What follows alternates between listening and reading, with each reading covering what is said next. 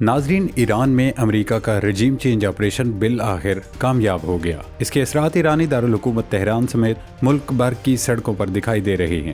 مشرق وسطی ایک بار پھر تاریخ کے خطرناک موڑ پر کھڑا دکھائی دے رہا ہے۔ ایران سے آنے والی اطلاعات دنیا کو چونکا رہی ہیں، جہاں برسوں سے مضبوط سمجھی جانے والی ریاستی گرفت ہلتی محسوس ہو رہی ہے۔ ایران میں وہ ہو رہا ہے جو کبھی نہیں ہوا تھا۔ جس تہران میں سابق حکمران رضا شاہ پہلوی کے خلاف نعرے لگتے تھے، اسی تہران میں آج انقلاب اور آیت اللہ خامنئی کے خلاف نعرے لگائے جا رہے ہیں۔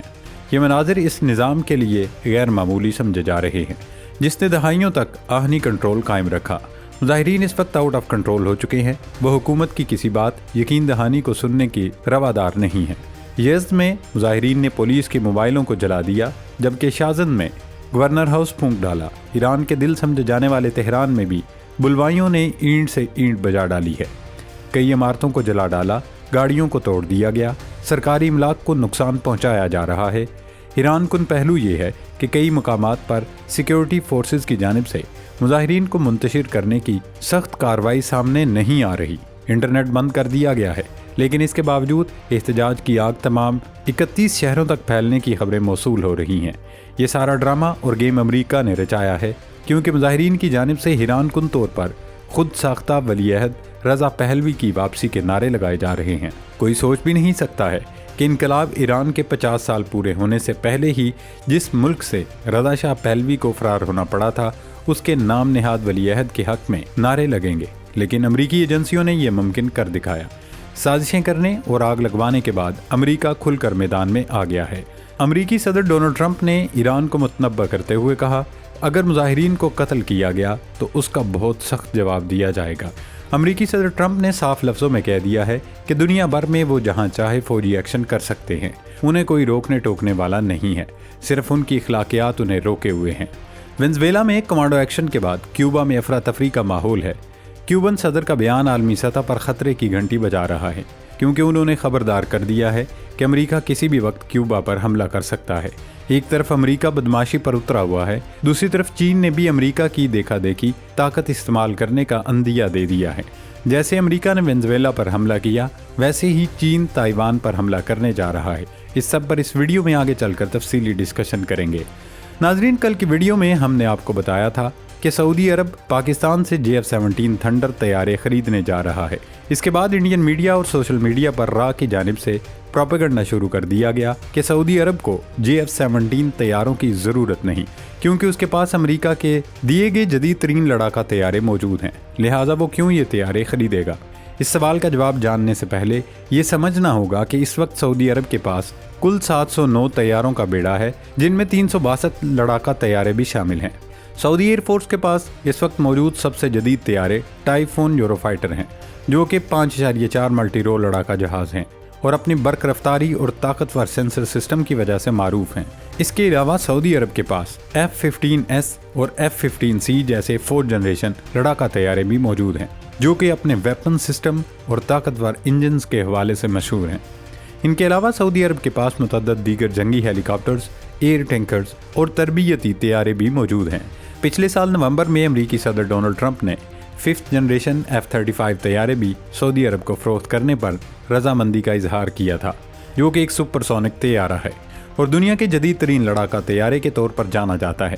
سعودی عرب اور پاکستان دونوں نے ہی اب تک JF-17 تھنڈر سے متعلق کسی معاہدے کی تصدیق یا تردید نہیں کی ہے، لیکن دفاعی تجزیہ کاروں اور ماہرین کا کہنا ہے اگر اس نوعیت کا کوئی فیصلہ ہوتا ہے تو پاکستان اور چین کی مشترکہ کوششوں سے بننے والا طیارہ سعودی عرب کے لیے کارآمد ثابت ہو سکتا ہے۔ دراصل کوئی بھی جہاز حاصل کرنے سے پہلے اپنی ضروریات دیکھی جاتی ہیں، جیسا کہ جہاز میں کیا صلاحیتیں موجود ہیں، اسے کن ہتھیاروں سے لیس کیا جا سکتا ہے، خریداری میں بچت کتنی ہوگی اور طیارے مہیا کرنے والے ذریعہ کتنا قابل اعتبار ہے۔ اب ظاہر ہے سعودی عرب کے لیے پاکستان سے زیادہ قابل اعتبار ذریعہ اور کون سا ہوگا۔ سعودی عرب دنیا میں پاکستان سے زیادہ کس ملک پر بھروسہ کر سکتا ہے؟ مغربی ملکوں کا ایک مسئلہ یہ ہے کہ وہ دفاعی آلات کو دوسرے ملکوں پر دباؤ ڈالنے کے لیے بھی استعمال کرتے ہیں۔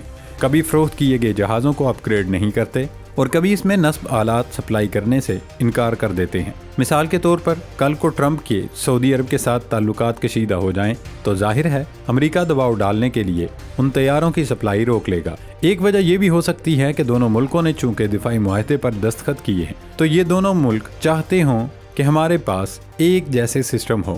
ایک اور تھیوری یہ بھی ہے کہ سعودی عرب کے پاس تو اس سے بہتر فائٹر جیٹ موجود ہیں، مگر وہ یہ طیارے خرید کر ایک تیر سے دو شکار کرنا چاہ رہے ہوں۔ ایک طرف پاکستان ہچکولے کھاتی معیشت کو سہارا ملے گا، دوسری طرف وہ پاکستان سے یہ جہاز خرید کر سوڈان یا کسی تیسرے ملک کو بطور تحفہ فراہم کر دے، جس سے اس کی دفاعی صلاحیت بڑھ جائے گی۔ ناظرین، ایران میں جاری مظاہروں سے متعلق مزید تصدیق شدہ اطلاعات بھی سامنے آ رہی ہیں۔ تہران، مشہد، یزد، شازن اور دیگر شہروں میں ہزاروں افراد گزشتہ تقریباً 2 ہفتوں سے سڑکوں پر موجود ہیں۔ یہ مظاہرے مہنگائی، کرنسی کی تاریخی گراوٹ اور معاشی بدحالی کے خلاف شروع ہوئے، مگر اب براہ راست حکومت اور سپریم لیڈر آیت اللہ خامنئی کے خلاف نعرے بازی میں بدل چکے ہیں۔ بین الاقوامی مانیٹرنگ اداروں کے مطابق ملک کے بیشتر علاقوں میں انٹرنیٹ بند کر دیا گیا ہے، تاہم اس کے باوجود احتجاج تمام 31 صوبوں کے 100 سے زائد شہروں تک پھیل چکا ہے۔ سوشل میڈیا پر موجود ویڈیوز میں پولیس گاڑیوں، سرکاری عمارتوں اور گورنر آفسز کو نظر آتش کیے جانے کے مناظر دیکھے جا سکتے ہیں۔ اب تک درجنوں مظاہرین اور سیکیورٹی اہلکار ہلاک ہو چکے ہیں، جبکہ 2000 سے زائد افراد گرفتار کیے جا چکے ہیں۔ ویڈیوز میں مظاہرین سابق شاہ کے بیٹے رضا پہلوی کی واپسی کا مطالبہ کرتے بھی دکھائی دیتے ہیں، جبکہ خود رضا پہلوی نے بیرونی دنیا، خاص طور پر امریکہ اور یورپی ممالک سے مظاہرین کی مدد کی اپیل کی ہے۔ امریکی صدر ڈونلڈ ٹرمپ ایک بار پھر کھل کر میدان میں آ گئے ہیں۔ ٹرمپ نے ایران کو سخت وارننگ دیتے ہوئے کہا، اگر مظاہرین کو قتل کیا گیا تو اس کا بھرپور اور سخت جواب دیا جائے گا۔ ٹرمپ کا کہنا ہے کہ دنیا میں فوجی کارروائی سے انہیں صرف ان کی اپنی اخلاقیات روکتی ہیں، ورنہ ان کے اختیار پر کوئی قدغن نہیں۔ ناظرین، اس پوری صورتحال کو اگر ایک جملے میں سمیٹا جائے تو یہ کہنا غلط نہیں ہوگا کہ ایران اب صرف احتجاج نہیں بلکہ ایک فیصلہ کن مرحلے میں داخل ہو چکا ہے۔ یہ وہ لمحہ ہے جہاں ریاستیں صرف سڑکوں پر نہیں، عالمی شطرنج کی بساط پر آزمائی جاتی ہیں۔ ایران کے اندر بے چینی اور باہر سے بڑھتا ہوا دباؤ ایک دوسرے سے جڑ چکا ہے۔ طاقتور ممالک صرف بیانات نہیں دے رہے بلکہ آنے والے دنوں کے نقشے بھی کھینچ رہے ہیں۔ یہی وجہ ہے کہ یہ معاملہ اب ایران تک محدود نہیں رہا، بلکہ اس کے اثرات خطے کی سیاست، معیشت اور سلامتی پر پڑنا طے ہیں۔ ماضی میں ہم دیکھ چکے ہیں کہ کسی بھی ملک میں جب اندرونی خلفشار اور بیرونی مداخلت کے ایک ساتھ آ جائیں تو نتائج معمولی نہیں ہوتے۔ سوال یہ نہیں کہ حالات بدلیں گے یا نہیں، اصل سوال یہ ہے یہ تبدیلی کس کے حق میں جائے گی اور اس کی قیمت کون ادا کرے گا۔ ایک طرف عوامی غصہ ہے، دوسری طرف عالمی طاقتوں کے مفادات، اور ان دونوں کے بیچ ایک پورا خطہ کھڑا ہے جو کسی بھی غلط قدم کا متحمل نہیں ہو سکتا۔ دیکھنا یہ ہوگا کہ ایرانی رجیم آیت اللہ خامنئی کے لائے انقلاب کی حفاظت کر سکے گی یا ایران میں پھر پہلوی خاندان کی بادشاہت کا سورج طلوع ہوگا۔ اللہ رب العزت عالم اسلام کی حفاظت فرمائے۔ پاکستان زندہ باد۔